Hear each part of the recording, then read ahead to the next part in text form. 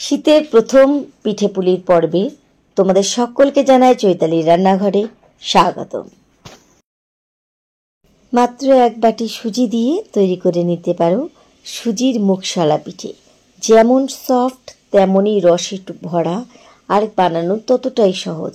এটা ছোট থেকে বড় প্রত্যেকে খুব সহজে বানিয়ে নিতে পারবে। পিঠের সিজন হোক বা সিজনের যে কোনো সময় এই পিঠেটা কিন্তু খেতে সব সময় খুব ভালো লাগে। একদম নরম হয়, ভেতরে রসে ভরপুর, আর মুখে দিলে কিন্তু মিলিয়ে যাবে এমন একটা মিষ্টি রেসিপি বা পিঠা রেসিপি বলতে পারো। চলো দেখে নেওয়া যাক আমার আজকের রেসিপি, সুজির মুখশলা পিঠা। তো চলো দেরি না করে শুরু করে দিই আজকের রেসিপি। মুখশলা পিঠা বানানোর জন্য প্রথমে আমি এখানে নিয়েছি কিছুটা পরিমাণে ফ্রেশ নারকেল কোড়া।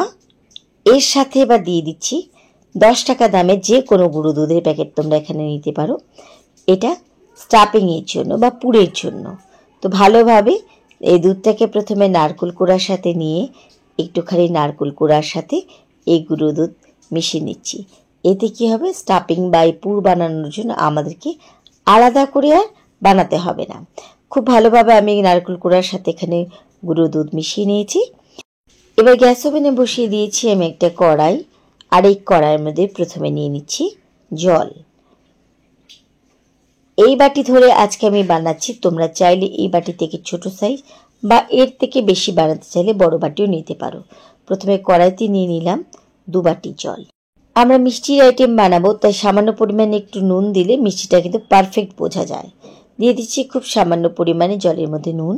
আর যে বাটি মেপে আমি এখানে জল দিয়েছিলাম ঠিক সেই বাটি মেপে আমি এখানে দিচ্ছি 1 বাটি সুজি। জলটাকে কিন্তু হালকা একটু গরম করে নিয়েছি। এবার দিয়ে দিচ্ছি ওই বাটি মেপে সুজি। এখানে কিন্তু 1 প্যাকেট সুজি রয়েছে, মানে একটা বাটির সমান। এবার আমি এই সুজিটাকে এক হাতে ঢালতে থাকবো, আর এক হাতে কিন্তু এভাবে খুন্তি নাড়তে থাকবো যেন সুজিগুলো নিচে দলা না পাকিয়ে যায়। তাই সুজি ঢালার সময় কিন্তু অনবরতভাবে খুন্তি চালাতে হবে। এবার স্টিমটাকে একটুখানি মিডিয়াম করে দিয়ে সুজি খুব ভালোভাবে প্রথমে আমাদেরকে জাল দিয়ে দিতে হবে। যেমন করে আমরা সুজি বানাই ঠিক তেমনভাবে কিন্তু সুজি জাল দিয়ে দিতে হবে। ফ্লেম কিন্তু এখন বাড়াবে না, একদম মিডিয়াম ফ্লেমে এই সুজি আমাদেরকে জাল দিয়ে যতক্ষণে না কড়াই বা প্যান ছেড়ে আসছে ততক্ষণে কিন্তু খুব ভালোভাবে এটাকে টানিয়ে নিতে হবে। তো দেখো এক পর্যায়ে কিন্তু এখানে সুজি আমার প্যান ছেড়ে কড়াই ছেড়ে আসছে, মানে সুজি আমার জাল দেওয়া খুব ভালোভাবে হয়ে গেছে। এটাকে নামিয়ে ঠান্ডা করে নিলে আরেকটু কিন্তু জমে যাবে। তাই এবার আমি গ্যাস ওভেন বন্ধ করে দিই। এটাকে নিয়ে নিচ্ছি একটা ছড়ানো থালার মধ্যে। হাত সহ্য করতে পারে এমন গরমে এটাকে হাত দিয়ে দিয়ে আস্তে আস্তে করে কিন্তু মাখতে হবে আমাদের। তাই প্রথমে আমি একটুখানি ছড়িয়ে ঠান্ডা করে নিচ্ছি। তারপরে এটাকে আটা যেমন করে মাখি, কোনো কিছু ছাড়াই আমাদেরকে এটাকে সুন্দর করে আটার মতো মেখে নিতে হবে।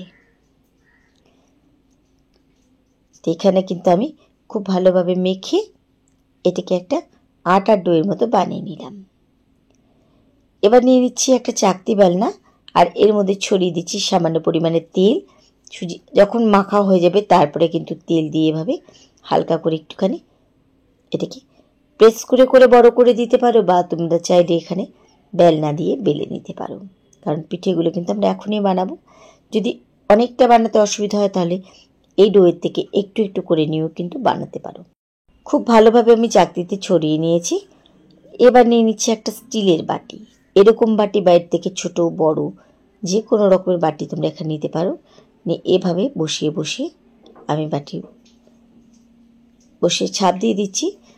যেটা আমি আগে বললাম, তোমরা চাইলে এটাকে কিন্তু ছোট ছোট লেচি করে রুটির মতো বা লুচির মতো বেলে নিতে পারো ছোট ছোট করে, বা এরকম একবারে করতে পারো। এটাতে কি হয়, একসাথে অনেকগুলো আমার একবারে তৈরি হয়ে যায়। সেজন্য আমি এভাবে করেছি। এটা কিন্তু পুরোপুরি তোমাদের সুবিধার জন্য। এখান থেকে ছোট্ট একটা এরকম লুচির মতো নিয়ে নিলাম। আর স্টাফিং তো আমাদের তৈরি করা হয়ে গেছিল আগে। এবার এর মধ্যে নিয়ে নিচ্ছি নারকেল কোড়া আর দুধের স্টাফিং। তোমরা কিন্তু এখানে চাইলে যেমন করে আমরা পাটিসাপটাতে নারকেল কোড়া দিই জাল দিয়ে, ঠিক তেমনভাবেও করতে পারো। তবে কাঁচা নারকেল কোড়া দিয়ে এই পিঠাটা খেতে অসম্ভব ভালো লাগে। তোমরা কিন্তু আমার কথা বিশ্বাস না হলে একবার ট্রাই করে দেখতে পারো। বানানো যতটা সহজ, বানিয়ে দেখবে সাথে সাথে কিন্তু সবাই খেয়ে ফেলবে, এতটা ভালো হয়। মাঝখানে ভালোভাবে এভাবে পুরটাকে একটুখানি আঙুল দিয়ে বসিয়ে নিলাম। এবার যেমন করে আমরা দুধ পুলি বা মুগের পুলি বানাই ঠিক তেমনভাবে এভাবে কিন্তু একটার পর একটা চাপা দিয়ে দিতে হবে, যে খুব ভালোভাবে মুখ আটকে দিতে হবে। আর যেহেতু এটা সুজি দিয়ে করা, একদম নরম সুজি দিয়ে, তাই এটাকে কিন্তু মুখ আটকাতে বা ভাঁজ করতে বেশি সময় আর বেশি পরিশ্রম কিন্তু লাগবে না। এভাবে প্রথমে খুব ভালোভাবে মুখ চেপে দিতে হবে যেন কোনো রকমের পুরটা বেরিয়ে না আসে। দিয়ে একটুখানি হাত দিয়ে এভাবে সুন্দর করে দিতে হবে। তারপর ডিজাইনটা তোমাদের পছন্দ, তোমরা চাইলে এভাবেও দিতে পারো। তো আমি একটু হালকা ডিজাইন করে দিচ্ছি এটা দেখতে ভালো লাগার জন্য। এমনি কিন্তু এভাবেও তোমরা এই পিঠাটা বানাতে পারো। তারপর আস্তে আস্তে করে ভালোভাবে মুখ যখন আমাদের আটকানো হয়ে যাবে, এবার এক ধার থেকে একটুখানি চেপে চেপে এভাবে দেখো ভেতর দিকে করে দিতে হবে, যেমন করে আমরা পুলি পিঠা বানাই।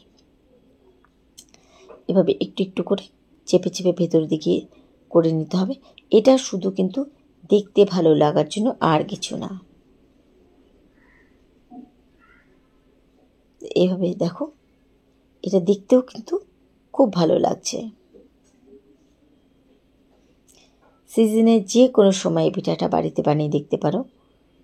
তো এভাবে কিন্তু আমি একটা বানিয়ে নিলাম। এভাবে আমি বাদ বাকি পিঠাগুলোকে প্রথমে আগে বানিয়ে নিচ্ছি। তো পিঠাগুলো কিন্তু আমার এখানে বানানো হয়ে গেছে। আর এক বাটি সুজিতে কিন্তু আমার অনেকগুলো পিঠে তৈরি হয়েছে। দেখো, এটা খেতে যতটা ভালো হবে দেখতেও কিন্তু খুব সুন্দর লাগছে। এবার চলো পিঠাগুলোকে ভেজে নিই। পিঠা ভেজে নেওয়ার জন্য কড়াইতে আমি নিয়েছি তেল। তেলটাকে যখন একটু হালকা গরম হতে দিব, আর তেলটা কিন্তু একদম আমাদের হালকা গরমই লাগবে, খুব গরম তেলে কিন্তু এই পিঠাগুলো ভাজা যাবে না। পিঠাগুলো এক এক করে আমি এই তেলের মধ্যে ছড়িয়ে দিচ্ছি। একদম লাল করে কিন্তু এই পিঠাগুলো ভাজা যাবে না, এগুলোকে হালকা রং সাদা থাকতে থাকতে কিন্তু আমাদেরকে নামিয়ে নিতে হবে। তাই হালকা তেল গরমেই কিন্তু আমাদের এই পিঠাগুলোকে ভাজতে হবে। এক পিঠে একটুখানি ভাজা হতে দিচ্ছি, তারপরে আস্তে আস্তে করে এগুলোকে উল্টে দিচ্ছি। এগুলো সুজির পিঠা, তাই এখন কিন্তু খুব নরম থাকবে, তাই এগুলো নাড়াঘাটা করার সময় কিন্তু খুব হালকা হাতে নাড়তে হবে। এক পিঠ আমার ভাজা হয়ে গেছে, এগুলোকে আমি আস্তে আস্তে করে উল্টে দিয়ে পরের পিঠগুলোকে একইভাবে ভেজে নিচ্ছি। কোনো মতে কিন্তু এগুলো লাল করা যাবে না, লাল করে ভাজলে কিন্তু রস ঢুকতে সময় নেবে, আর অতটা রসও কিন্তু ঢুকবে না। তো দেখো, এখানে কিন্তু আমি সাদা মতন দু পিঠে ভেজে নিয়েছি। এবার এই পিঠাগুলোকে তেল থেকে তুলে নিচ্ছি। প্রথম লটে পিঠাগুলো আমার ভাজা হয়ে গেল, আর এরকম সাদা করে ভাজবে। এবার আমি পরের লটে পিঠাগুলোকে একইভাবে ভেজে নিচ্ছি। পিঠা আমাদের তৈরি করা হয়ে গেছে। এবার এই পিঠার জন্য চাশনি বা শিরা লাগবে। সেজন্য যে বাটিতে আমি সুজি জল নিয়েছিলাম ঠিক সেই বাটি মেপে এখানে চিনি দিচ্ছি।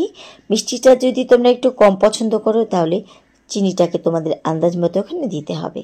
দিয়ে দিলাম এখানে এক বাটি জল। দিয়ে আমাদের কিন্তু চিনি শিরা বানাতে হবে, খুব পাতলা না খুব ঘন না, মিডিয়াম একটা আমাদের শিরা বা চাশনি লাগবে। তো আমি এখানে শিরা খুব ভালোভাবে ফুটিয়ে নিয়েছি। এবার স্টিমটা একটুখানি কমিয়ে দিয়ে এবার এক এক করে পিঠাগুলোকে এর মধ্যে দিয়ে দিচ্ছি। দিয়ে একদম ঘড়ির কাঁটা ধরে বলতে পারো, বা একদম পুরোপুরি চোখ প্যানের উপর রেখে শুধু কিন্তু 2 থেকে 3 মিনিটের জন্য একটুখানি ফ্লেম বাড়িয়ে দিয়ে ফুটিয়ে সাথে সাথে কিন্তু বন্ধ করে দিতে হবে। তার থেকে বেশি ফোটানো কিন্তু যাবে না, যেহেতু এগুলো আমরা সুজির বানিয়েছি। তো এবার আমি কিন্তু ফ্লেম 2 মিনিটের জন্য বাড়িয়ে এটাকে ভালোভাবে ফুটিয়ে নিলাম। এতে শিরাটা যেমন আরেকটু ঘন হয়ে যাবে আর ভালোভাবে রস টেনে নেবে। এবার গ্যাস ওভেন বন্ধ করে ঢাকা দিয়ে 10 মিনিটের জন্য অপেক্ষা করছি। ফিরে আসলাম 10 মিনিট পরে। এর মধ্যে কিন্তু এই পিঠাগুলো খুব ভালোভাবে এখানে কিন্তু আমার রস টেনে গেছে। আমি রস থেকে তুলে কিন্তু পিঠাগুলোকে একটা প্লেটে সাজিয়ে নিয়েছি। আর পরিবেশন করার সময় অবশ্যই কিন্তু এরকম উপরে একটু রস দিয়ে পরিবেশন করতে হবে। দেখলে তো কত সহজে সুজি দিয়ে একটা দুর্দান্ত স্বাদের পিঠা রেসিপি তোমাদের সাথে আমি শেয়ার করলাম। এই পিঠাটা কিন্তু অবশ্যই বাড়িতে একদিন হলেও কিন্তু তোমরা বানাবে, আর প্রত্যেকে খাইয়ে দেখো, প্রত্যেকের কাছে এই পিঠার প্রশংসা পাবে। এবার একটা পিঠা আমি কেটে দেখাচ্ছি, দেখো দেখো কত সহজে এই পিঠাতে চাপ দেওয়াতে দুখণ্ড হয়ে গেল। এই পিঠাগুলো কিন্তু আমি বেশিক্ষণ রাখিনি, 10 মিনিট পরই তোমাদের সঙ্গে কেটে দেখাচ্ছি। দেখো কতটা নরম হয়েছে আমার এই পিঠা।